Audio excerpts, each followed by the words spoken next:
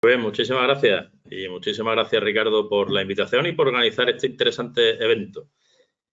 Yo coincido con Josep en que cuando hablamos de Bruselas, al final esto es un tema de corresponsabilidad entre todos, no solo de la Comisión Europea, que para mí en este caso es la más importante en este sentido, pero también de los Estados miembros y del Parlamento Europeo, que al final votan esas normas que son las que nos están machacando a unos y otros. Yo iba a decir desde chiquitito, desde que era estudiante a toda mi vida profesional, he estado vinculado, en cierta manera, con las políticas de la Unión Europea. Cuando estudié, decía, Derecho en el CEU y la Diplomatura de Derecho Comunitario, y luego aquí en Bruselas, en Lovaina, el máster en Derecho Europeo e Internacional. Y profesionalmente, pues llevo toda mi vida vinculado con esto. Y por lo tanto, soy un europeísta convencido y estoy convencido de que es muy importante para España formar parte de la Unión Europea, pero de una Unión Europea en condiciones. ¿Y por qué digo esto? Porque la Comisión Europea actual y las políticas pesquera y medioambiental se han convertido en auténticas máquinas de crear euroescépticos en el mundo de la pesca. Tú te vas a cualquier puerto pesquero de la Unión Europea, no digo de España, de la Unión Europea, y la mayoría de la gente, si tuviera que votar, diría que le den a la Unión Europea. Igual que ocurrió con el Brexit. En el caso del Brexit, uno de los sectores económicos que más insistía en la necesidad de salir de la Unión Europea era el sector pesquero, que sigue, por supuesto, cabreado y sigue en unas condiciones regulares. Y se ha demostrado que la salida de la Unión Europea no tiene ningún sentido, que es perjudicial para todo el mundo, ¿no? Lo que hay que hacer es darle la vuelta a la situación e intentar que la Unión Europea sea algo que nos beneficie a todos y que no nos machaque sobre todo al sector primario. Pero antes de entrar, que luego me imagino que habrá más preguntas en faena de por qué el sector pesquero está harto de la Unión Europea, sí me gustaría, más que de la Unión Europea, de las políticas de la Unión Europea, sí me gustaría decir algunas cosas en positivo del sector. La Comisión Europea, los Estados miembros, el Parlamento Europeo, los ciudadanos en general deberían estar muy orgullosos de su sector pesquero y aplaudiendo al sector pesquero por todo lo que han conseguido en los últimos años, facilitándonos la vida. Se han realizado una serie de sacrificios en los últimos años para adaptarse a estas políticas que han hecho que se haya reducido la flota, en el caso de España, de 22.000 barcos que teníamos en el año 1986 a apenas 8.600 que tenemos en la actualidad. Proporcionalmente se reduce el empleo y se reduce la importancia de las comunidades pesqueras en España y en la Unión Europea.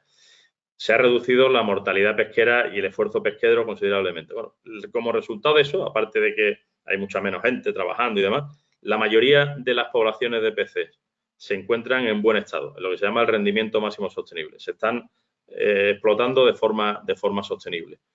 Tanto en el Atlántico nordeste, que ahí está la grandísima mayoría, como en el Mediterráneo, que aunque hay especies sobreexplotadas, la tendencia es claramente de mejorar. Estamos hablando de un sector que durante la pandemia, igual que ocurrió con la agricultura y con la ganadería, se nos llamó sector esencial y estratégico. Parece que después de la pandemia se olvidó. Estamos hablando de un sector que produce la proteína animal más saludable y con menor impacto de huella de carbono en su producción. Y como siempre digo, está demostrado científica y médicamente que genera felicidad de forma natural, porque induce unos cambios en las neuronas que genera un neurotransmisor llamado serotonina, la hormona de la felicidad. Pues todo eso forma parte de lo que nosotros producimos. Un montón de temas ya inmateriales, forma parte de nuestra historia, de nuestra cultura, de nuestra tradición y, por supuesto, de nuestra gastronomía. ¿Cuánta gente del mundo viene a España para disfrutar de nuestros pescados y mariscos? Fijamos población, se habla mucho de la España vaciada. Si no fuera por los pescadores y todos los eslabones de la cadena comercial pesquera, ¿cuánta gente se habría ido ya de esos pueblos pesqueros porque no tendrían nada que hacer y se irían a las ciudades? Y al final también somos los auténticos guardianes del mar. Hay muchos mensajes apocalípticos, catastrofistas, sobre la destrucción del planeta y de los océanos, incluyendo por parte de los pescadores, y la realidad es que la gran mayoría de los pescadores, por supuesto hay excepciones, pero la gran mayoría quiere hacer las cosas bien, intentar cumplir las normas, y muchos, la gran mayoría, lo hace bien. Y son, como decía, los auténticos guardianes del mar. Mucha gente no sabe que recogemos cientos, miles de toneladas de basuras marinas, incluido plástico del fondo del mar, que lo traemos a tierra, que se clasifican y que o bien se reusan o bien se reciclan. convirtiéndose en la ropa que a mucha gente le gusta llevar o a mobiliario urbano, en fin, un montón de cosas. Y como decía, que a pesar de todas estas cuestiones, al final el sentimiento que tenemos es que se quieren cargar al sector. Y si te parece, en una sesión te cuento por qué.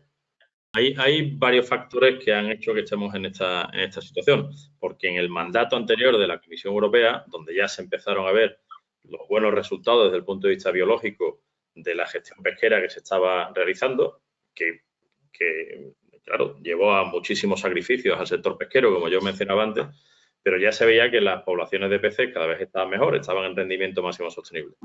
Con el comisario anterior, la narrativa de la pesca, de los mensajes que desde la propia Comisión Europea estaban trasladando en sus propuestas legislativas, eran completamente diferentes a lo que hemos visto en este mandato, hablando de las cosas positivas del sector y al final lanzando el mensaje de que, bien, se han hecho sacrificios, pero se obtienen estas recompensas y por lo tanto el sector va a estar mejor.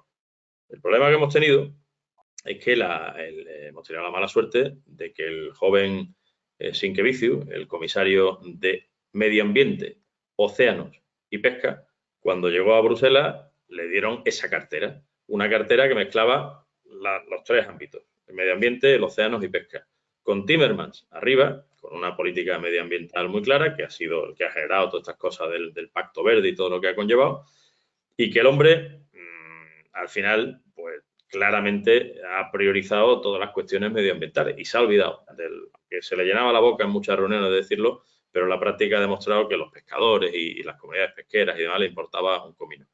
Y todo lo que se refiere al ámbito social y económico, pues lo ha dejado en un segundo plano. Y eso ha tenido unas consecuencias muy graves. Bueno, al final hemos visto que este hombre ha estado haciendo, o esa es la impresión que teníamos desde el principio y que ahora se ha confirmado, estaba haciendo campaña para posicionarse una vez que saliera de comisario, hasta tal punto que va de cabeza de lista del grupo de los verdes de Lituania. El tío que ha estado dirigiendo la pesca en la Comisión Europea en estos últimos años. Pues ya ha tenido esa recompensa de esa manera. Ahora posiblemente lo veremos en el Parlamento Europeo si sale elegido en alguna de estas comisiones a ver qué decide. Pero todas estas imágenes, estas ideas de catastrofismo, apocalipsis, etcétera, que yo mencionaba antes, no son casuales. En el caso de la pesca tenemos, y ahí ya anuncio que se está haciendo un trabajo muy importante por parte de la Fundación Marine Lake, una fundación con sede en Vigo, de la que nosotros formamos parte del patronato, y que me parece ver ahí a Rosa Quintana. Rosa fue presidenta durante muchos años. Está haciendo un trabajo de ver qué es lo que hay detrás de todas estas ONGs, de por qué estos mensajes, etcétera. Y al final, y lo voy a resumir, el mensaje es que hay un montón de fundaciones, la mayoría de origen de Estados Unidos, pero también de otros países, que están dedicando miles, y no exagero, miles de millones de dólares a que esto ocurra. Y no es casual, y que están financiando a todas estas ONGs, a muchas de estas ONGs, para cumplir sus objetivos. Objetivos, en nuestro caso, por ejemplo, áreas marinas protegidas por todos lados y donde no se pesque. ¿Para qué intereses? Bueno, pues vemos qué intereses hay detrás. Pues en una de las más grandes, Pew Environmental Trust, la que está detrás es la familia de la gasolinera Sunoco de Estados Unidos, millonarios, y que han dedicado durante un montón de años dinero a estas cosas y sobre todo en la Unión Europea a darnos por saco. En Estados Unidos menos, pero aquí no os podéis imaginar cómo. Pero igual que esto hay otras fundaciones de las tecnologías, de las nuevas tecnologías, de magnates de un montón de sectores que al final están invirtiendo en eso, no sé si para limpiar sus conciencias, para por el daño que han hecho anteriormente, el mundo del petróleo, por ejemplo, o para quedar bien, en fin, para lo que sea. Pero lo cierto es que ha tenido y está teniendo una influencia importantísima en la política europea en general y en particular la pesquera, porque aquí los políticos y la opinión pública son mucho más sensibles que en cualquier país asiático o de África y se centran aquí en la Unión Europea. Y eso nos ha llevado a esa política medioambiental obsesiva que deja aparte los otros ámbitos que nos interesan y se ha reflejado en el Pacto Verde, la estrategia de biodiversidad, en las propuestas de descarbonización, que parecen cosas así muy bonitas, pero que en la práctica tienen unas consecuencias muy graves en los pescadores, hablando de mi caso concreto, porque no han valorado las consecuencias económicas y sociales.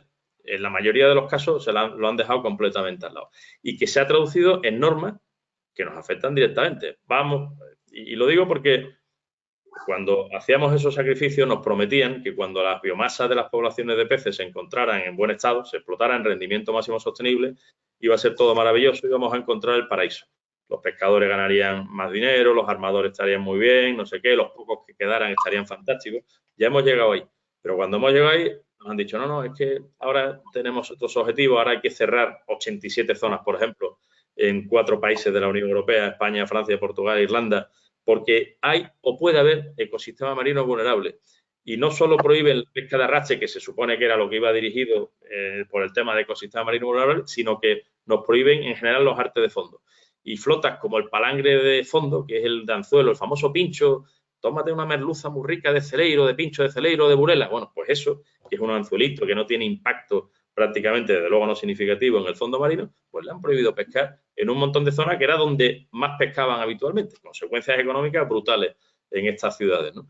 Bueno, pues eso es una consecuencia de estas normas, de estas políticas generales que están diciendo. O en el Mediterráneo, que se ha reducido un 31,5% los días de pesca y puede llegar hasta el 40% en apenas 4 años. Barcos con menos de 120 días para pescar al año. A ver quién hace rentable la actividad. Y eso lo unimos a que, y por eso decimos que está en riesgo la soberanía alimentaria de la Unión Europea, en el caso de la pesca, hoy en día en el mercado de la Unión Europea, más del 70% de lo que se consume en la Unión Europea procede de importaciones. Las importaciones claramente son necesarias, no somos capaces de producir todo lo que necesitamos para alimentar a nuestra población de la Unión Europea. Y yo diferencio entre las importaciones buenas, las importaciones, por ejemplo, que provienen de nuestras sociedades mixtas, de inversiones de empresas españolas en terceros países que cumplen con nuestros estándares y que mandan sus productos a la Unión Europea porque además fueron favorecidos en su día para que se fueran fuera, para que pudieran traer ese pescado a suministrar al mercado de la Unión Europea. Pero luego existen otros, como puede ser lo que se produce en China, que claramente hay casos de mucha pesca ilegal, de trabajo forzoso, de trabajo infantil, lo que llaman esclavitud moderna, que está documentado, o sea, que no son cosas que nos estamos inventando, y que está entrando en la Unión Europea por la puerta de atrás, a través, por ejemplo, de los que se llaman contingentes arancelarios autónomos. En la Unión Europea hay ya 900.000 toneladas de productos pesqueros que entran por esa vía. O sea, que no es solo suficiente con los acuerdos comerciales entre la Unión Europea y los terceros países, que también son necesarios, ya sea de África o ya sea ACP, en fin, de lo que sea, sino también esa puerta de atrás que son los contingentes arancelarios donde no miran cuál es el origen y da igual. Y al final se está buscando una materia prima barata para suministrar a la industria de procesamiento, de conserva y posteriormente que entre en el mercado. Pero claro, ahí no se está controlando adecuadamente. Es lo que decíais de las cláusulas de espejo y de la importancia de que se cumplan los mismos estándares entre la Unión Europea y la producción de terceros países. Bueno, pues eso está siendo así. Y luego la burocracia. Igual que ocurre en la agricultura, hay una frase que se la oí por primera vez al presidente de la Federación Nacional de Cofradías de Pescadores, Basilio Otero, buen amigo, que en una de estas charlas decía, los pescadores temen más a los temporales en tierra, la burocracia, que los temporales en el mar. Y qué bien describe esa frase la realidad. La gente está hasta los mismísimos, porque es que desde que sales del barco con su seguimiento por satélite, su diario electrónico de a bordo, su equipo de automático de identificación, con las mallas que tienen que cumplir, las condiciones técnicas, luego antes de que vuelva y estés clasificando el pescado, sin haberlo pesado tienes que comunicar por ordenador lo que tú crees que tienes ahí, y si te equivocas en un 10% con lo que luego pesa, te meten una sanción que además es grave y por ser grave te impide recibir las ayudas del Fondo Europeo Marítimo y Pesquero. En fin, una locura, una serie de cosas que al final lo que tienen a la gente aburrida. Y lo más triste de todo es que si en España se decidiera poner una ayuda al desguace, habría lista de espera, habría una cola grandísima. Y eso a pesar de todos los esfuerzos, de todas las cosas buenas que he dicho, porque la gente está aburrida. Y desgraciadamente eso tenemos que cambiarlo. Por eso hay que pegarle un cambio de rumbo radical a la política medioambiental y a la política pesquera, que busque lo que se decía antes, el equilibrio entre la conservación de la biodiversidad, que somos los primeros interesados, pero también con el uso sostenible de los recursos naturales. Nos gustaría que el 100% de las poblaciones de peces del mundo estuvieran gestionados como estas que yo he mencionado del Atlántico Nordeste, pero también con la seguridad alimentaria. Tenemos que seguir dando de comer a millones de personas que además lo necesitan, que se controla adecuadamente las importaciones, como decía, y bueno, y mil cosas más que si quieres, la tercera intervención ya os resumo nuestras propuestas para el Parlamento Europeo, para las elecciones al Parlamento Europeo. Muy bien. Yo empezaría algo muy simple. A todos los partidos políticos españoles que concurren a las elecciones, que lleven entre sus candidatos a personas que conozcan la pesca y que estén dispuestos a defenderlo en la Comisión de Pesca del Parlamento Europeo, porque en muchos casos no es así. Ha habido gente que entra ahí de rebote porque no le ha quedado más remedio y que no tiene ni idea. Eso en primer lugar. En segundo lugar, en línea con lo que decía Josep, vincular la pesca a la soberanía alimentaria de la Unión Europea y desvincularlo del comisario de las competencias de medio ambiente. Si no puede ser un comisario de pesca, que entiendo que será complicado, sí un potente comisario de agricultura y pesca y una vicepresidencia ejecutiva de soberanía alimentaria, donde tenga un importante papel. Garantizar el respeto y el mejor funcionamiento de las instituciones europeas. La intromisión que hemos visto en esta legislatura de la Comisión Europea, en particular nuestro comisario Sinqueviciu, DG Mare, DG Medio Ambiente, en el Parlamento Europeo ha sido vergonzoso. El lobby que han hecho con las ONG en contra de determinados grupos políticos y determinadas posiciones del Parlamento Europeo a nosotros nos ha causado vergüenza. Revisión quirúrgica de la política pesquera común. No hace falta cambiar todo, pero hay una serie de normas como la obligación de desembarque o que todo tenga que ser rendimiento máximo sostenible, cuando los propios científicos están diciendo que es imposible de cumplir, pues no tiene ningún sentido, por lo cual hay que cambiarla. Y lo digo porque la Comisión Europea, el comisario actual, había dicho que no iba a revisar nada. Ahora que tiene las elecciones por delante, el otro día dijo que iba a encargar un estudio, 5 años tarde, un estudio de si hacía falta cambiar la política pesquera común o no. Nosotros tenemos por delante la negociación del Brexit, del fin del periodo transitorio en la pesca. Se tiene que negociar el acceso a las aguas del Reino Unido por parte de la flota de la Unión Europea. Y eso va a ser algo importantísimo porque puede tener unas repercusiones o positivas o negativas en función de cómo salga. En política exterior, todo el tema que mencionábamos de igualdad de condiciones y el fomento de la gobernanza internacional y de la apuesta por los acuerdos de pesca con terceros países, que nos interesan muchísimo. Yo estoy hoy aquí porque se está negociando el acuerdo con Guinea-Bissau y es fundamental para nuestra flota marisquera de Huelva, arrastrera de Galicia, la vasca o gallega atunera, en fin, que hay varias flotas afectadas y es importantísimo.